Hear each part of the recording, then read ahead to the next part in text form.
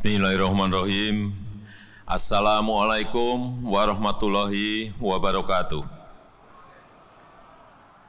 Selamat siang, salam sejahtera bagi kita semuanya. Om Swastiastu, Namo Buddhaya, salam kebajikan.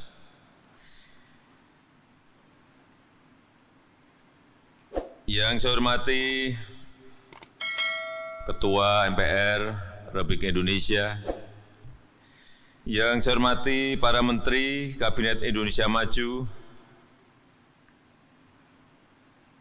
Tadi saya hitung, ini Menteri yang hadir di Rapimnas Kadin ini berapa orang?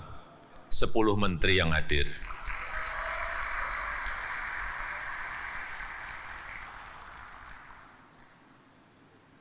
Betapa sangat pentingnya Kadin bagi negara kita. Sehingga menteri-menteri semuanya hadir. Ini saya baca sekalian lah. Tadi saya hitung, saya tulis.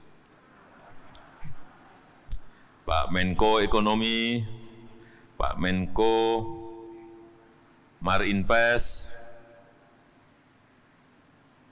Pak Menteri Sekretaris Negara, Ibu Menteri Keuangan, Pak Mendak, Menteri Perdagangan, Ibu Menaker, Pak Menteri Investasi, yang dari tadi pagi mengawal saya agar saya bisa hadir di sini.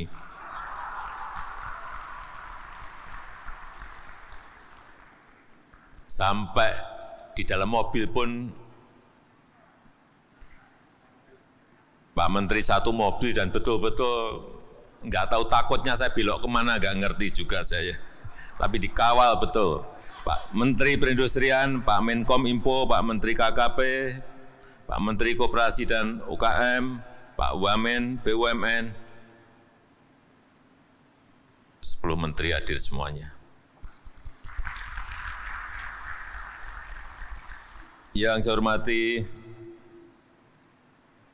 Gubernur Provinsi Bali, yang saya hormati Ketua Dewan Komisioner OJK, yang saya hormati Ketua Umum Kadin, Bapak Arsyad Rashid, beserta Ketua Dewan Pertimbangan Kadin, Bapak Antitya Bakri, beserta seluruh Ketua Dewan Penasehat, Ketua Dewan Pakar, Ketua Dewan Kehormatan, serta Wakil Ketua Umum, dan seluruh Ketua dan jajaran pengurus Provinsi, Kabupaten, dan Kota, seluruh anggota Kadin Masa Bakti 2021-2026, Bapak Ibu hadirin undangan yang berbahagia. Tantangan demi tantangan terus menghadang kita. Jangan ada yang berpikiran bahwa pandemi ini telah selesai. Memang pada hari ini kalau kita lihat kasus yang dulu di pertengahan bulan Juli, kasus harian kita di angka 56.000. Kemarin kita berada di angka 311 kasus harian. Ini patut kita syukuri, berkat kerja keras kita, kerja gotong royong kita. Tetapi sekali lagi, hati-hati, tantangan ini belum selesai.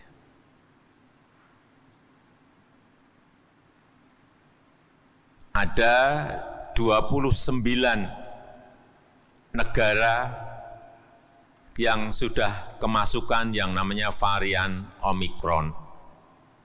Tadi pagi, informasi lagi, Singapura sudah masuk, negara paling dekat kita.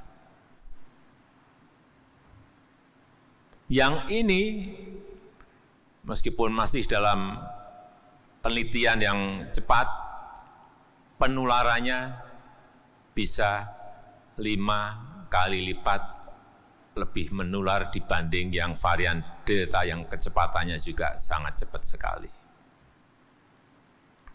Ini pun juga bisa menembus dari imunitas yang telah kita miliki.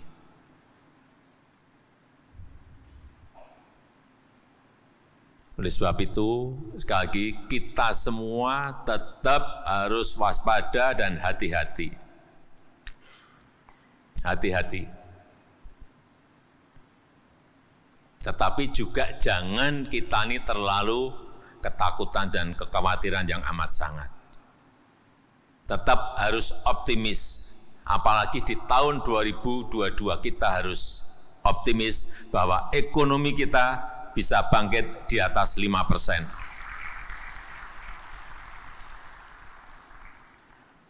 Tapi yang banyak yang tidak kita hitung, yang tidak kita duga, ternyata bahwa pandemi ini berimbas kemana-mana, berdampak kemana-mana. Kita tahu karena pandemi beberapa negara langka energi. Karena pandemi beberapa negara langka kontainer, baik itu kontainer antar negara maupun antar provinsi dan antar pulau. Karena pandemi juga yang tidak kita perkirakan inflasi beberapa negara sudah naik demikian tinggi. Dan karena inflasi juga beberapa hari terakhir ini sudah mulai kedengaran beberapa negara ada kenaikan harga produsen yang akhirnya nanti akan berimbas kepada kenaikan harga konsumen. Ini saling kompleksitas masalah semakin melebar kemana-mana. Sehingga memang kita harus menyiapkan rencana antisipasi dan geraknya harus kita lebih cepat dari biasanya. Karena ketidakpastian ekonomi global semakin melebar kemana-mana. Kompleksitas masalahnya juga melebar kemana-mana. Karena memang kunci dari pertumbuhan ekonomi global, ekonomi negara kita, kuncinya hanya ada satu. Bagaimana kita bisa mengendalikan pandemi seperti sekarang ini. Hanya itu. Yang lain-lain nanti pasti mengikuti. Dan investasi merupakan motor penggerak ekonomi kita. Baik itu investasi usaha dari usaha mikro, usaha kecil, usaha menengah, usaha besar, semuanya sangat penting saat ini. Target investasi tahun 2021 900 triliun. Kelihatannya tercapai. Tahun 2022, karena saya lihat menterinya muda dan sangat lincah, naikkan menjadi 1.200 triliun. Dan sekarang ini posisi investasi di Jawa dan luar Jawa itu sekarang menjadi sudah lebih banyak di luar Jawa. Ini sangat baik sekali. Di Jawa 48%, di luar Jawa sudah 52%. Ini sangat baik sekali. Artinya tidak Jawa sentris, tetapi sudah mulai ke Indonesia sentris. Ini yang terus akan kita dorong. Dan dalam Rapim ini juga perlu saya sampaikan, ini tadi saya baru saja meminta kepada Bu Menteri Keuangan, ini yang biasanya saya pakai, saya lihat ekonomi kita ini seperti apa sih. Pajak sampai hari ini sudah masuk 77,5%. PNBP sudah masuk 107%, sudah melebihi, sudah. Artinya apa? Penerimaan pajak tumbuh 15,3%. Sangat bagus sekali. Pada tahun lalu kita terkontraksi minus 18,8%. Dari minus 18,8 sekarang tumbuh 15,3. Ini patut kita syukuri.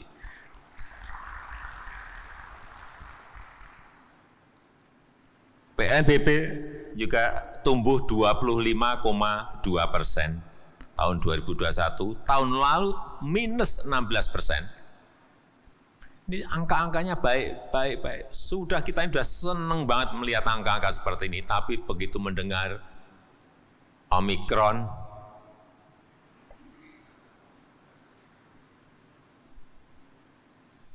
ya menahan nafas sedikit.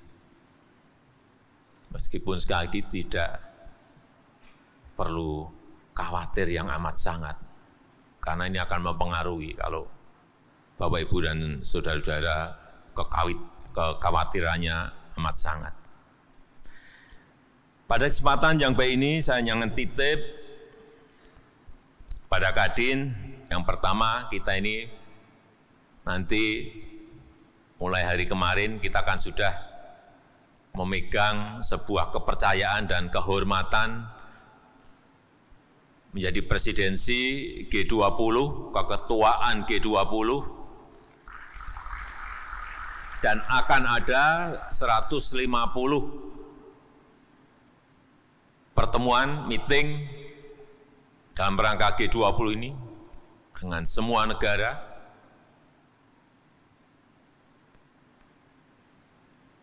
Fokus kita adalah nanti kita akan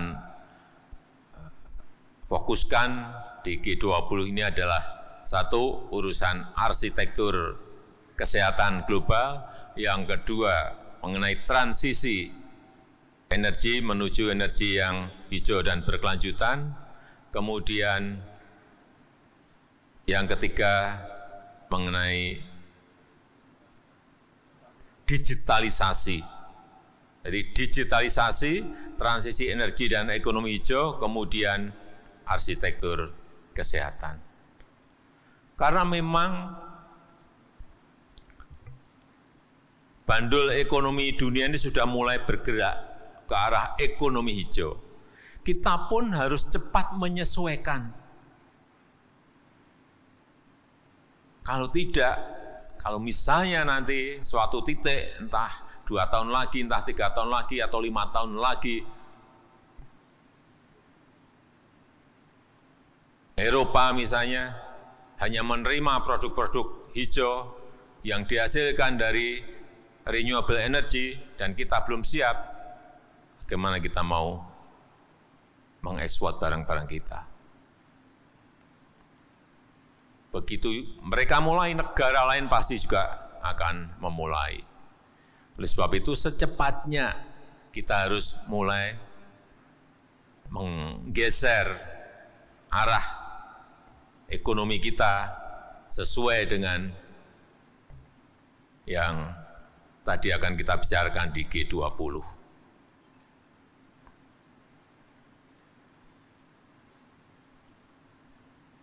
Transisi energi misalnya, keuntungan kita memiliki sumber daya alam yang melimpah untuk ini, untuk renewable energy yang menghasilkan energi hijau.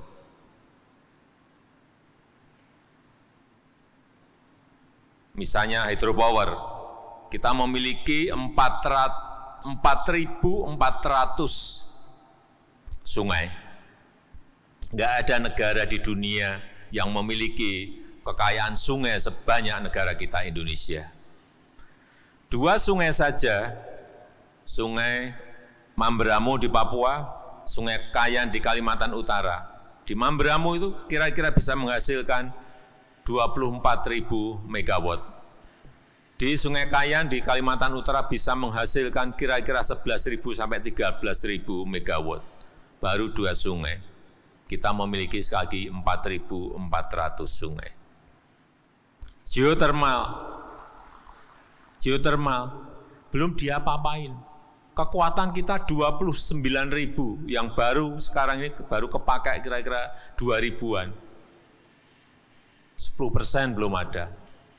Inilah saya kira kesempatan-kesempatan yang kita miliki sehingga dalam rangka kompetisi bersaing dengan negara-negara yang kita memiliki kekuatan-kekuatan itu yang lama tidak kita sadari. Oleh sebab itu, dalam rangka reformasi ekonomi, reformasi struktural,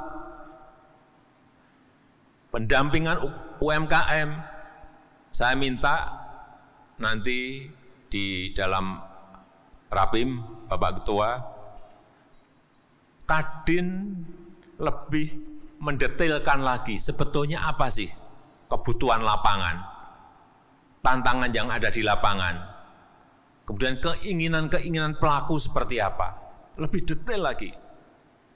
Sehingga kalau pemerintah membuat kebijakan besarnya, didetailkan oleh Kadin, sehingga nanti ketemu antara pelaku dan pembuat kebijakan. Kemudian yang kedua, yang tadi saya sampaikan juga mendetailkan lagi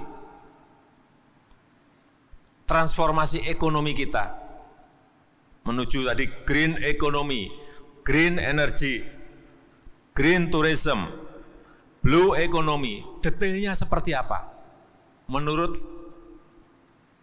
para pelaku? Yang dibutuhkan apa menurut pelaku? Dan keinginan-keinginannya seperti apa, sehingga akan ketemu nanti. Ini ada kebijakan, ini ada implementasi pelaksanaan. Kalau diketemukan, akan menjadi sebuah kekuatan yang besar.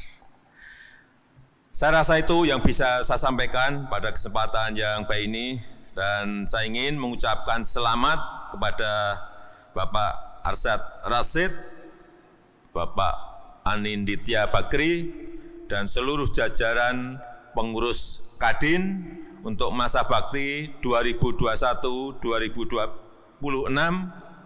meskipun dihadapkan pada banyak tantangan, tapi saya yakin komposisi kepengurusan yang ada sekarang ini adalah komposisi yang sangat baik.